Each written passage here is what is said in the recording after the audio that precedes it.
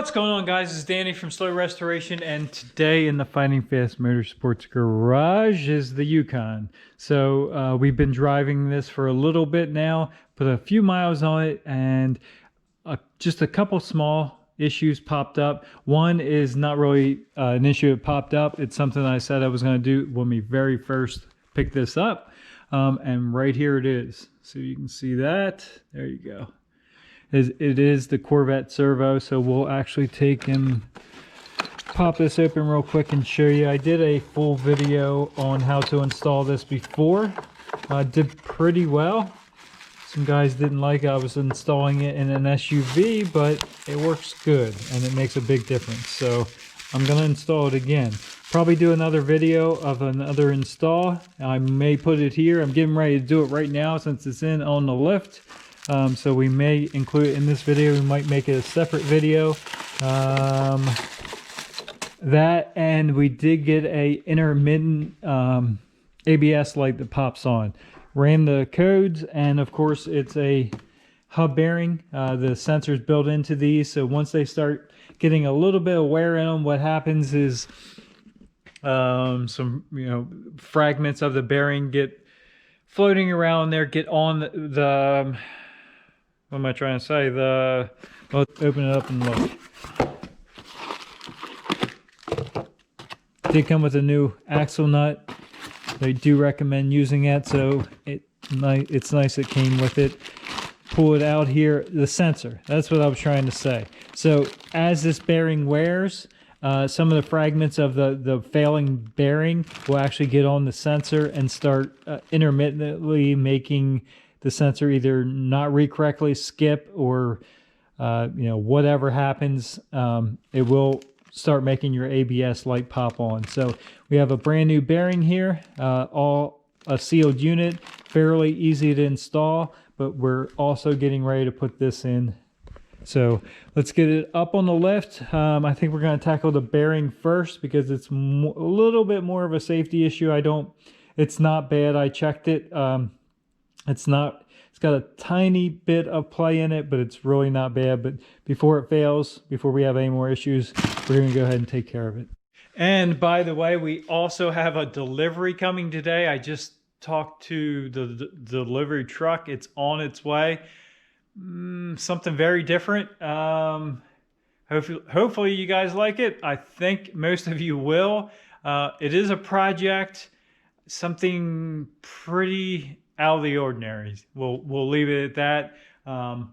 We might record a little bit today as it's being dropped off, but we're probably not going to reveal it yet. So we'll see what happens. Let's get this thing up on the lift and get that front. It is the driver's side wheel bearing we're replacing, so we'll get that wheel pulled off and get this thing started. Wheel pulled off, obviously. Some stuff has been replaced on here. I see that axle nut has been off before, so I don't know if they replaced the bearing and didn't torque it or what's going on, but it doesn't matter. We're just going to go ahead and put a new one in. So first thing is we'll actually turn this, and then we'll take this bolt here, and on the bottom side, this bolt here off, which is our caliper mounting bracket. We'll be able to pull this whole thing up. We'll set it up to the side, out of the way, tie it up if need be, and then we'll go ahead and remove our brake rotor. So these are actually 18 millimeter.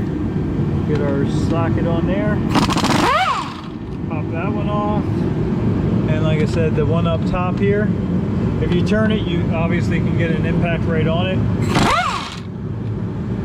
Grab a hold of that caliper. I have it with the camera hand here, so it doesn't fall down and really mess your hose up. So with those out of the way, we'll just take and set it up here and tie it out of the way. With that up out of the way, again, be gentle with your flexible line here, your brake hose. Don't want to kink that. The next thing we're going to do here real quick, the rotor's already loose, we can just slide it off. But since we're right here, I'm actually going to go ahead and unhook this electrical connection for the ABS sensor. One thing I have learned over the years is most of these clips on the new bearings are pretty brittle. A lot of times they'll break. The factory ones seem to be a lot more durable. If your factory one is not broke, I try to reuse them. You can take a screwdriver and wedge it under the bottom part here and pop this open, which will release that wire. There's another one here, and then just the connection right here, and one final one right here. With that completely disconnected here, we're just going to let that hang on the front here. That will come off. Like I said, the bearing has that sensor built into it. It's actually on this side. We'll get to that in a second. Again, we're going to slide our rotor off here and set it to the side.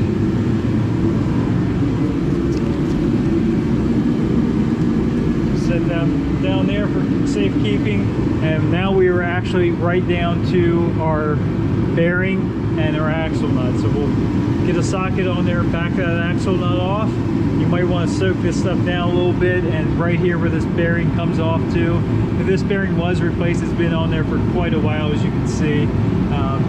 So once we get the axle nut backed off, it's 3 bolts that actually hold the bearing in. So 1, 2, and there's one on the front side. And with that center nut out, I have a soft face mallet here. You can just tap that axle right through the splines. So you can see it slid back there. That gives you more access to get to those bolts there too. So we'll get that tapped through. We'll get these 2 removed here, spin that knuckle around, and get that 3rd bolt. And once you get that broke loose, it can take some doing. This one was stuck on there pretty good. We'll pull that off. We are going to flip this upside down and reuse this dust shield. That will pop off too.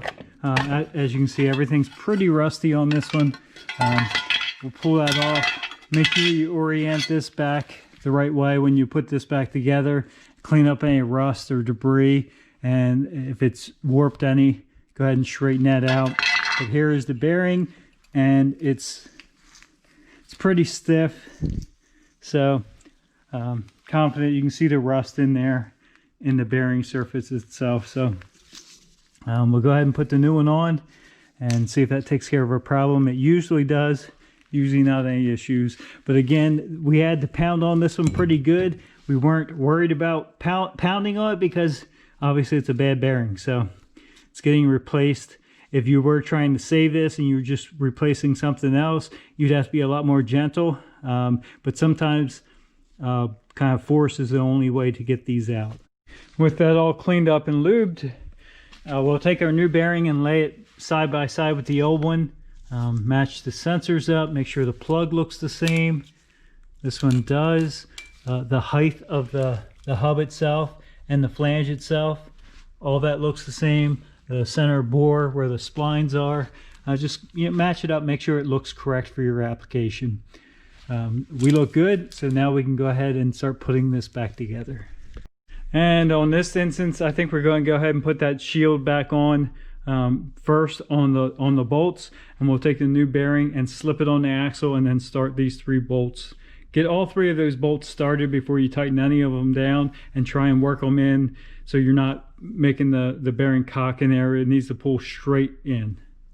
It does usually help to straighten this out so your axle's not binding and pushing you one way or the other. Obviously we'll have to feed this wire through, but here's the cutout for the speed sensor wire. We'll feed it through there, and again, just make sure this dust shield is oriented the proper location. All right guys, we're gonna interrupt this because I hear a truck pulling in right now, and I'm pretty excited to see what's out there. You guys are gonna be very surprised. And as you can see, the truck driver's a little bit crazy. All right, once we have this all snugged up, go ahead and torque the 3 bolts down, like I said, kind of evenly around. These bolts that hold the bearing to the knuckle get torqued to 133 foot-pounds. Probably the most important step, besides cleaning everything, is actually torquing this next axle nut to spec. A lot of people get this wrong. They either tighten it, under torque it, and the bearing comes loose, or they over torque it and it puts too much preload on the bearing, and it can burn the bearing up prematurely.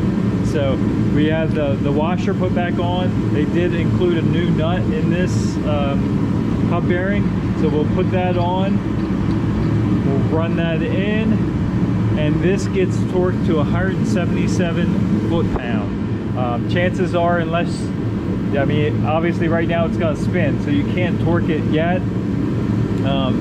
We'll put that on there for now. Just hold everything together. It's not going anywhere, but we'll put that on there. We're going to put the rotor back on. We'll put the caliper back on. At that point, you can get someone to sit inside and hold the brake, and you can go ahead and torque it, or you can put the tire back on, put it down on the ground, and torque the axle nut at that point. With our rotor slid back on, go ahead and wipe down the flange of the bearing, the new bearing, and make sure the back part of the rotor is nice and clean. You don't want any debris, rust, or dirt or anything in between the rotor and the bearing, because it could cause some brake pulsation. So we have that on there. We're going to rotate this around, again watching how the brake hose goes. Make sure it's nice and free. It's got a nice little arc to it. We'll swing that around and re-torque these two bolts here. And with that back on, that's how your brake hose should look. Nice gentle curve. Shouldn't be wrapped around or kinked or anything like that. We have that back on. We don't have someone to help us, so we're actually going to put the wheel back on. You don't want the full weight of the vehicle on. It's not going to make that much of a difference, but just enough to keep this from spinning, and then we can torque this axle nut. But before we do that, we're going to go ahead and route our sensor wire. Again, it shouldn't be bound up anywhere. It should be out of the way. Just kind of line everything up. We did use the new clip here. These clips will get rid of the new clips, and like I said, reuse the factory because they seem to be a little bit more durable. These new clips aftermarket can be kind of brittle, so these came off clean. So we'll go ahead and route that, plug it in. There is a retainer up top here, so as you can see right here, you pry that up and slide that, and that'll get rid of this new one. We have the old one still in there, so we'll slip that in, and again plug that wire up. And with the truck down on the ground to keep that from spinning, we have our torque wrench hooked up, and as you can see, our target is 177. So let's go ahead and torque that. We'll snap our center cap back on, and we will be ready to take this thing for a test drive. There it goes. I do need to do some of those center caps. They seem to all do that. Not sure what I can really do. Maybe try and spray that close to a silver. Make it match a little bit better, but anyway, for now we have our wheel bearing finished. We'll take it off the lift and take it for a test drive. There's our wheel bearing installed, pretty much the same on I mean, this is an 03 GMC Denali. Any half-ton version of these GMT trucks, 400s, 800s, whatever they call them, in the 99 to 2006, should be very, very similar. Yeah. Basic hand tools, and you do need a pretty good torque wrench. Most torque wrenches only go up to 150, 155 foot-pounds, so 177 is a lot of torque. Other than that, that is the most important thing. Well, I mean, obviously tightening everything back up and cleaning everything, but that center axle bolt sets the preload on the bearing. It's definitely the most important thing as far as bearing longevity. So anyway, that's it. Thanks for stopping by. Have a good day.